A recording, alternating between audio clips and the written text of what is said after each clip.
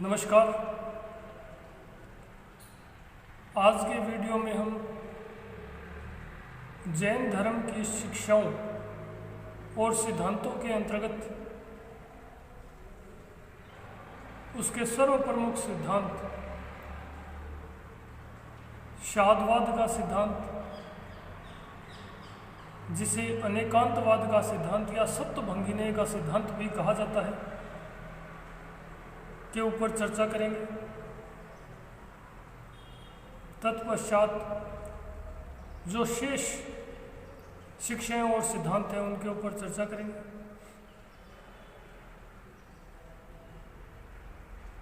देखिए, सप्तभंगिनेय का सिद्धांत या शादवाद का सिद्धांत या अनेकांतवाद का जो सिद्धांत है वो जैन धर्म के सिद्धांतों में सर्वप्रमुख सिद्धांत माना जाता है। इस सिद्धांत के अनुसार जैन दर्शन ये मानता है कि प्रत्येक वस्तु या द्रव्य या भौतिक वस्तु द्रव्य या पदार्थ के अनेक स्वरूप होते हैं और केवल्य ज्ञानी व्यक्ति, या ऐसा कह सकते हैं कि सत्य, पूर्ण और निरपेक्ष ज्ञान प्राप्त व्यक्ति ही उस वस्तु या पदार्थ के समस्त स्वरूपों के बारे में जानते हैं।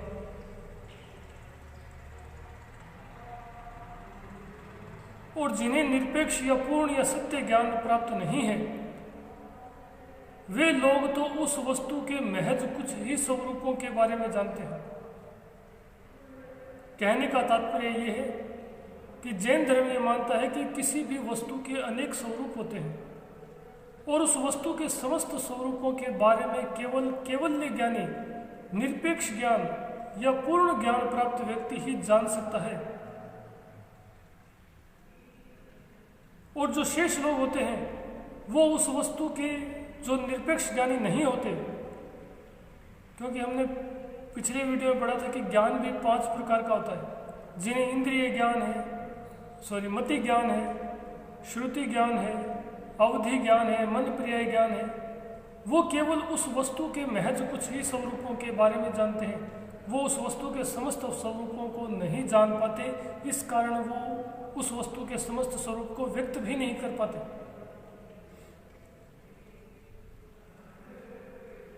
और ऐसे व्यक्ति वस्तु के जिस आंशिक स्वरूप को देखते हैं उसी को पूर्ण सत्य मानकर व्यक्त भी करते हैं। कहने का तात्पर्य यह है कि उनका कथन आंशिक रूप से सत्य होता है, पूर्ण रूप से सत्य नहीं। इसका कारण ज्ञान का अभाव, क्योंकि पूर्ण ज्ञान यानी निरपेक्ष ज्ञान के अभाव में, या ऐसा कह सकते हैं कि अज्ञानता के कारण वे उस वस्तु के समग्र स्वरूपों की जानकारी ही नहीं रखते, समग्र स्वरूपों की जानकारी नहीं होती।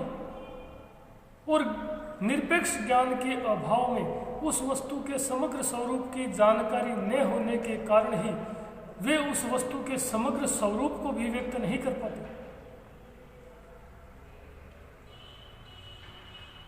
अगर दूसरे शब्दों में कहा जाए तो अनेकांतवाद का जो सिद्धांत है वो एक प्रकार से वस्तु या पदार्थ के स्वरूप से संबंधित है। वहीं शादवाद का सिद्धांत उन स्वरूपों को अभिव्यक्त करने की एक कथन पद्धति है। देखिए, शादवाद का सिद्धांत के लिए मैं आपको एक एग्जांपल बताता हूँ, उससे आपको ये शादवाद का सिद्धांत है शायद अच्छी तरह समझ में आएगा। महावीर स्वामी ने भी अपने उपदेशों में है वो इसी उदाहरण के आधार पर ही इस सिद्धांत को समझाने का प्रयास किया। मान लीजिए, यह एक आप कथा सुनिए, उससे आप समझ आएंगे कि एक अंधों का गांव था। उस गांव में सभी लोग अंधे थे और उस गांव में पहली बार एक हाथी आया। पहले अंधे से पूछा कि हाथी कैसा होता है। तो चूंकि वो अंधा था, देख नहीं सकता था, वो हाथी के नज़दीक गया और उसके हाथ में हाथी की पूंछ है।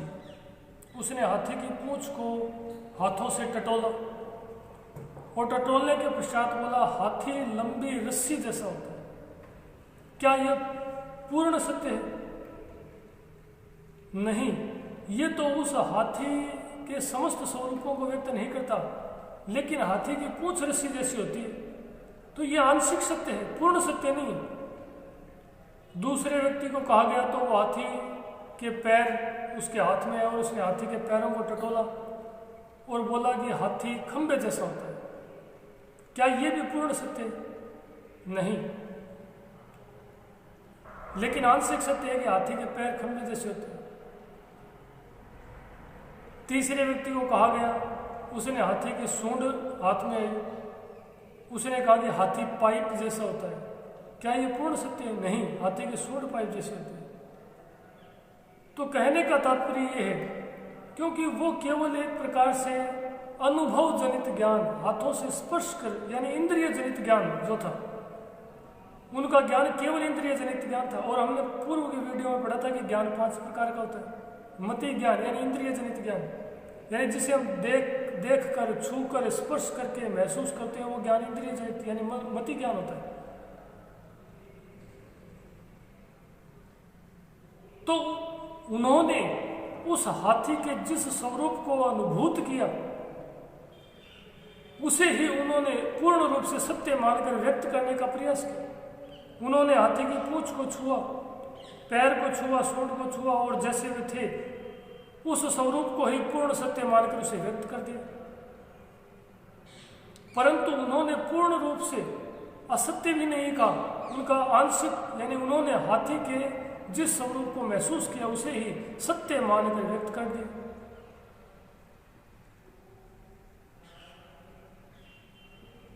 देखिए, जैन धर्म के अनुसार किसी भी वस्तु के बारे में या किसी भी पदार्थ के बारे में 7 प्रकार से कथन किया जा सकता है।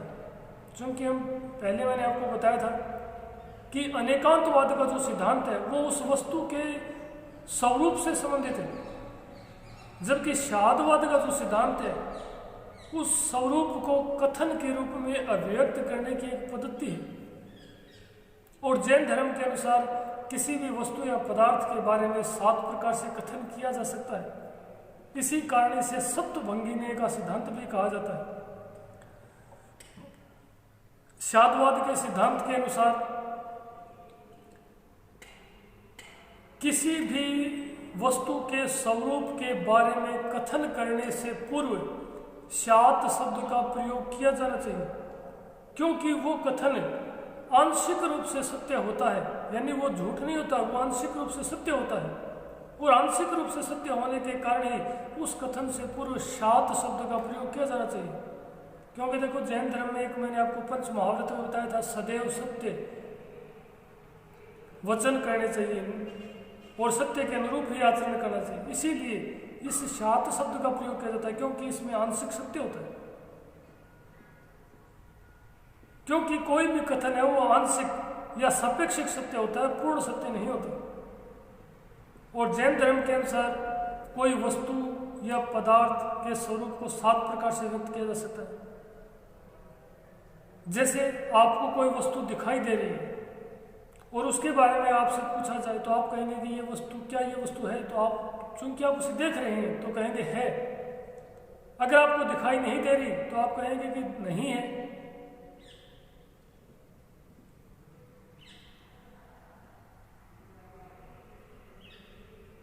कई बार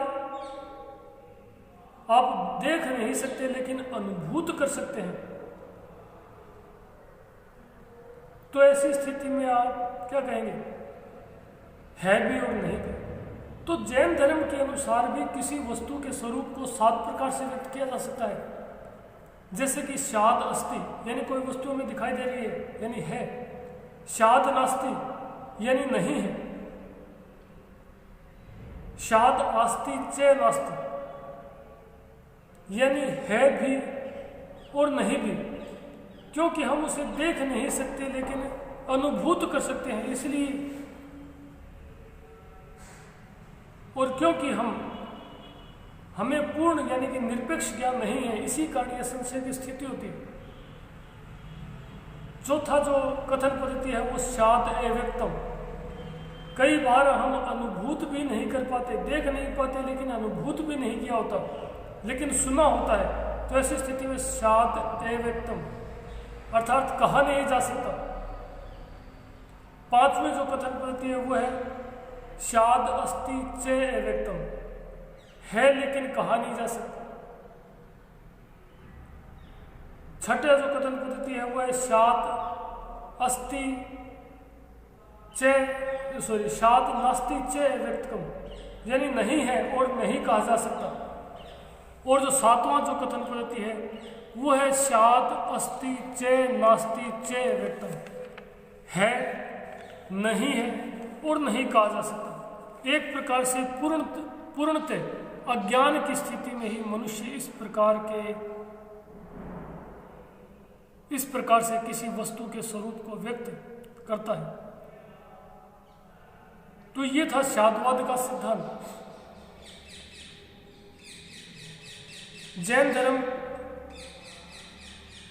का जो एक और सिद्धांत है वो है कि जैन धर्म वेदों की प्रामाणिकता को नहीं मानता या वेदों की प्रामाणिकता का खंडन करता है। इसी कारण जैन धर्म को नास्तिक परंपरा में रखा गया है। नास्तिक शब्द का तात्पर्य क्या होता है? बहुत सारे लोग कहते हैं कि जो ईश्वर को नहीं मानते। ऐसा नहीं है। ये क्वेश्चन कॉम्पिटिटिव एग्जाम में भी आ चुका है, उसमें पूछा गया है कि नास्तिक से अभिप्राय है। नास्तिक से अभिप्राय है जो वेदों की प्रामाणिकता को नहीं मानते, जो वेदों का खंडन करते हैं, जो वेदों में विश्वास नहीं रखते, क्योंकि आत्मा, ईश्वर, ये सब चीजें वेदों में ही उल्लेखित हैं। और जैन धर्म भी वेदों की प्रामाणिकता को अस्वीकार करता है। जैन धर्म के अनुसार जो वेद है वो ईश्वर द्वारा प्रदत्त न होकर मानवीय कृति है। इसी कारण जैन धर्म वेदों की प्रामाणिकता का खंडन करता है और इसी कारण जैन धर्म की जो गणना है वो नास्तिक परंपरा में की जाती है। जैन धर्म का जो एक और सिद्धांत है वो है अनिश्वरवाद। देखिए, जैन धर्म ईश्वर के अस्तित्व में भी विश्वास नहीं रखता, क्योंकि वो वेदों को ही नहीं मानता, तो ईश्वर को क्यों? जैन धर्म है वो ईश्वर के अस्तित्व में भी विश्वास नहीं रखता। जैन धर्म इस सृष्टि, इस जीव जगत, इस भौतिक संसार के सृष्टा या निर्माता के रूप में ईश्वर के अस्तित्व को स्वीकार नहीं करता। जैन धर्म के अनुसार इस सृष्टि या जीव जगत या भौतिक जगत